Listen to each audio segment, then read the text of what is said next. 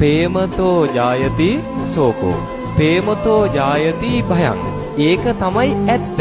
මේ බුදුරජාණන් වහන්සේගේ ධර්මයට අපිට එරෙහිව යන්න බෑ. ලෝකේ ස්වභාවය තමයි ඒක.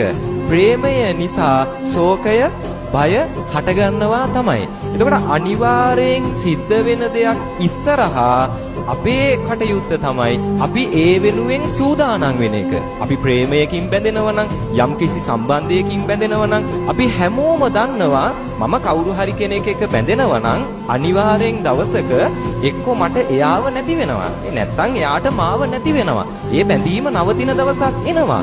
එතකොට අර අනිත්‍ය දෙයක් ඉස්සරහා අපි කවදාවත් ඒක නිට්ටයයි කියලා දකින්න එපා. එහෙමයි බුදුහාමුදුරු දේශනා කරේ. ඒතර ප්‍රේමය කියන්නේ ඕනෑම සම්බන්ධතාවයක්. ප්‍රේමය වේවා ඕනේ සම්බන්ධතාවයක් සදාකාලික නැහැ. ඉතින් తాවකාලිකව අවසන් වෙන දෙයකට මම නම් යෝජනා කරන්නේ කල්තියා සූදානම් වෙන්න. මම හොඳටම ආදරය කරන කෙනත් මාව දාලයයි. මම වැඩියෙන් ආදරය කරන බැඳීම් ටික මට නැති වෙයි. කලින් අපි සූදානම් වුණොත් ඒ දේ සිද්ධ වුණාන් පස්සේ මට සැනසෙන්න පුළුවන්. මං කලින් ඉඳන් ඒ වෙනුවෙන් සූදානම් වුණා. ඉතින් බැඳීම් කියන්නේ අනිත්‍ය දෙයක් කියන දේ අපි අවබෝධ කරගත්තා නම් ගොඩක් ප්‍රශ්න වලට